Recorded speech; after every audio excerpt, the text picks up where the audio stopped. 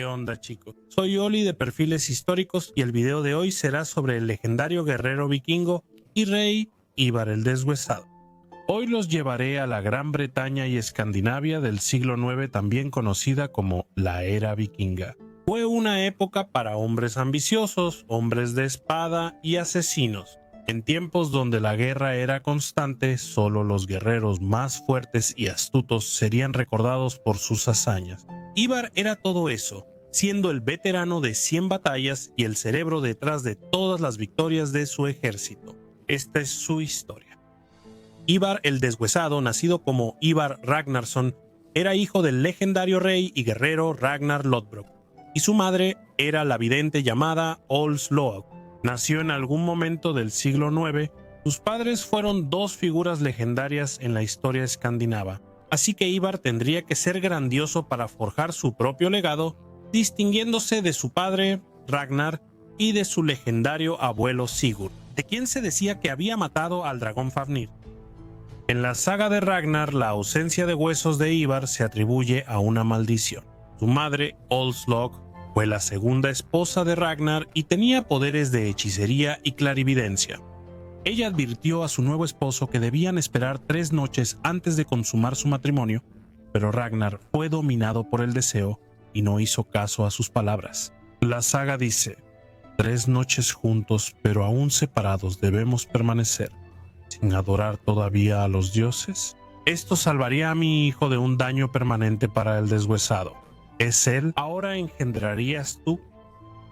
Ivar era conocido como Ivar el Deshuesado, pero ninguna fuente histórica explica directamente el origen de su apodo.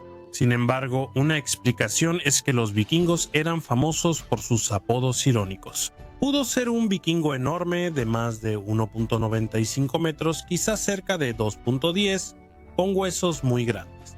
Otra explicación sencilla es que pudo haber tenido doble articulación, y la última es que pudo haber nacido con huesos débiles. Como en la saga de Ragnar se dice que Ivar no podía caminar y tenía que ser cargado a todas partes, pero es una fuente posterior.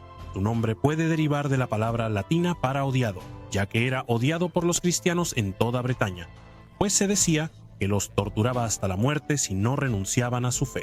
Sin embargo, su maldición pudo haber sido varias cosas, por ejemplo, su odio hacia los cristianos y su maldad hacia ellos, sus huesos débiles, o tal vez algo completamente diferente. El primer desafío en la vida de Ivar ocurrió cuando aún era un niño, ya que su padre, Ragnar, había acumulado muchos enemigos durante sus campañas militares. Saxo Gramático escribió: los jutos y escanios estaban encendidos con un fuego inextinguible de sedición. Le negaron el título de rey a Ragnar y le otorgaron el poder soberano a cierto Harald. Ragnar, considerándose desprovisto de todos los recursos, recurrió a pedir ayuda a gente de todas las edades. Juntó a los fuertes y a los débiles por igual, y no tuvo vergüenza de incluir a algunos ancianos y niños entre las filas de los fuertes. Así que primero intentó aplastar el poder de los escanios en el campo de batalla. Allí tuvo una dura pelea con los rebeldes. Aquí también Ivar el Deshuesado respondió al llamado de su padre a la guerra. Aunque tenía 7 años, luchó espléndidamente y mostró la fuerza de un hombre en el cuerpo de un niño.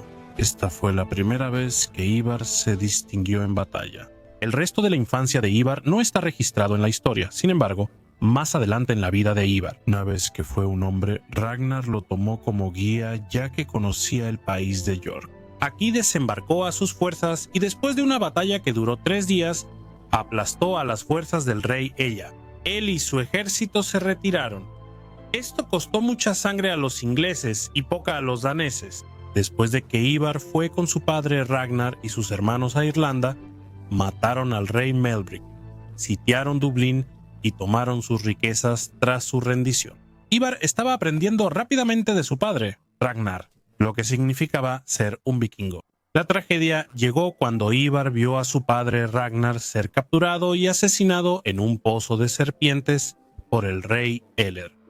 Ivar solo pensó en vengarse. Para apaciguar el espíritu de su padre y el suyo propio, sabía que el rey Ella tendría que morir por su mano. Ivar zarparía hacia Inglaterra. Al ver que su flota no era lo bastante fuerte para enfrentar al enemigo, eligió la astucia sobre la valentía y le tendió una hábil trampa al rey Ella. Suplicando por una promesa de paz, pidió una franja de tierra. Obtuvo lo que pidió, pues el rey supuso que le costaría poco y se consideró afortunado de que un enemigo tan fuerte suplicara por un pequeño favor en vez de uno grande. Ivar también juró nunca hacer la guerra contra el rey Ela, pero su enemistad de sangre significaba mucho más para él que su palabra dada a un rey sajón. Ivar reuniría sus fuerzas en su nueva tierra sin oposición, y luego rodearía York y la tomaría como suya. Ivar ahora tenía una base en el continente, lo cual resultaría ventajoso para su plan. Mientras tanto, mientras Ivar reunía su ejército en las sombras, sus hermanos Sigurdo y Bjorn llegaron con una flota de 400 barcos, y con un desafío abierto, declararon la guerra contra el rey Ella. Ivar se reuniría con sus hermanos Bjorn y Sigurdo para vengarse, lo que los había unido. Este fue pues el ejército vikingo más grande que pisó Inglaterra y se hicieron conocidos como el Gran Ejército Pagano, que fue dirigido personalmente por Ivar y sus hermanos. Bien tarde, al año siguiente, una vez que Ivar y sus hermanos habían esperado su momento en su fortaleza, decidieron marchar hacia el norte para invadir Northumbria. Se enfrentarían al ejército del rey Eler en batalla y diezmarían sus fuerzas. Se decía que los hijos de Ragnar lucharon con una furia similar a un trance, quizás incluso estando en estado de berserker. Ivar y sus hermanos capturaron vivo al rey Eler y se alegraron. Tenían algo siniestro preparado para el rey que había matado a su padre. Ivar y sus hermanos ordenaron que el rey Eler fuera ejecutado ritualmente usando el águila de sangre. Se podía cortar la carne de su espalda, dejando expuesta la caja torácica. Luego, las costillas serían rotas para que sus pulmones fueran extraídos, formando una especie de alas. De ahí el nombre de águila de sangre. Ivar y sus hermanos entonces se regocijarían al haber derrotado a su enemigo más despiadado. Luego se deleitarían con las historias de gloria y triunfo de cada uno. El rey Ela estaba muerto, y Bjorn y Sigurdo regresaron a sus propios reinos. Ivar puso a Egberto como gobernante títere en Northumbria, y gobernó el norte de Inglaterra 2 años. Según la crónica anglosajona, el gran ejército pagano de Ivar se trasladó al sur desde York en 868 y estableció sus cuarteles de invierno en Mercia, en Nottingham. La llegada de los vikingos fue la primera amenaza registrada a las tierras centrales de Mercia. El rey Buxred de Mercia pidió ayuda al rey Ethelred de Wessex y a su hermano y heredero Alfredo, quien más tarde sería conocido como Alfredo el Grande.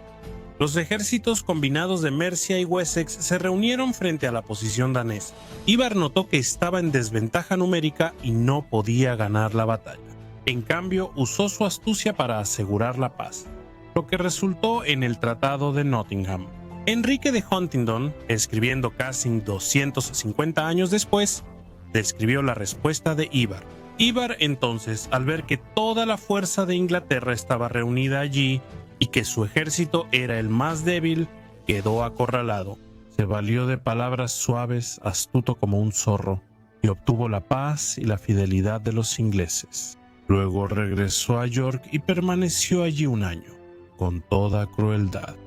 Ivar, con su ejército y su hermano Uva Ragnarsson, cruzó otra vez Mercia alegando buscar la paz. El rey Edmundo, al enterarse de que Ivar venía a sus tierras de Anglia Oriental, le ofreció reinar juntos si se convertía al cristianismo. Ivar no solo rechazó la oferta, también destruyó su ejército. En el año 870, en la batalla de Hellesdon, el monje francés del siglo X, Abbot de Fleury, registró lo que sucedió después de la batalla. Ivar ordenó con arrogancia a sus tropas capturar al rey y atarlo de inmediato. Cuando Ivar llegó, Edmundo el rey se mantuvo erguido dentro de su salón, recordando al Salvador, y arrojó sus armas, deseando imitar el ejemplo de Cristo.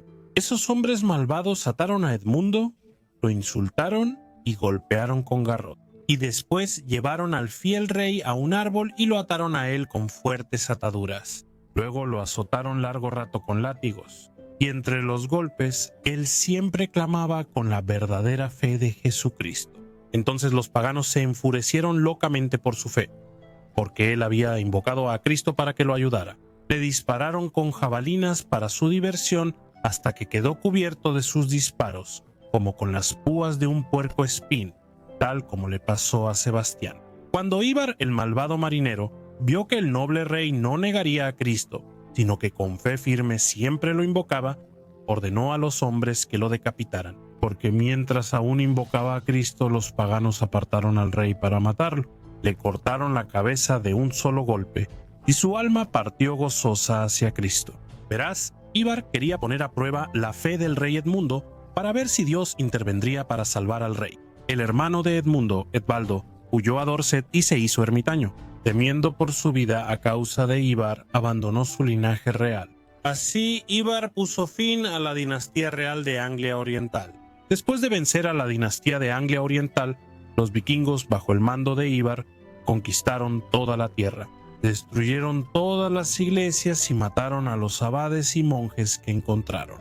Ivar luego regresaría a York, dejando al ejército vikingo bajo el control conjunto de sus hermanos Halfdan y Uvar.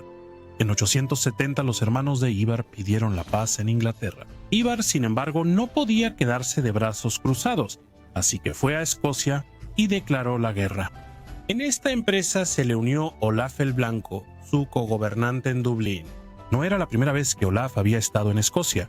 Ya había llevado un ejército de saqueo para saquearlo. En 866, Olaf atacó por el Clyde con una gran flota de barcos dragón e Ivar avanzó al noroeste desde York. Se encontraron en la roca de Dumbarton, una fortaleza de los britanos y antigua ciudad capital del reino de Strathclyde.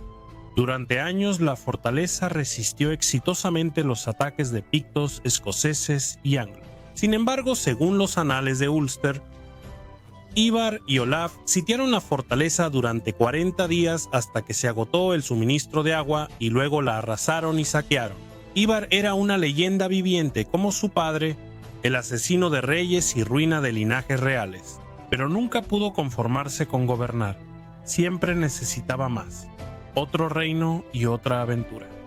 En 871, Ivar regresó a Dublín, donde permaneció como rey de los hombres del norte, de toda Irlanda y Bretaña, hasta su muerte en 873. La causa de su muerte sigue siendo desconocida, pero muchos especulan que fue debido a su maldición. Según la leyenda, el cuerpo de Ivar fue llevado de regreso a Inglaterra por petición propia y enterrado en la costa para servir como talismán y evitar que extranjeros conquistaran sus reinos. Ivar sin duda logró mucho en su vida y era astuto. Él personalmente acabó con 2 linajes reales. ¿Pero qué opinas de su famoso apodo, el Deshuesado? ¿Crees que su maldición era tener huesos débiles o algún otro tipo de afección? Participó en muchas batallas, incluso junto a su padre Ragnar cuando era niño, y sobrevivió a todas. Entonces, si era débil de cuerpo, ¿cómo pudo liderar a los hombres y pelear él mismo? ¿Crees que el apodo de El Deshuesado significaba otra cosa? Como la ironía de que sus huesos podrían haber sido enormes debido a su estatura, o podría haber sido porque lo odiaban. Déjenme saber qué piensan en los comentarios aquí abajo y nos vemos pronto para otro perfil histórico.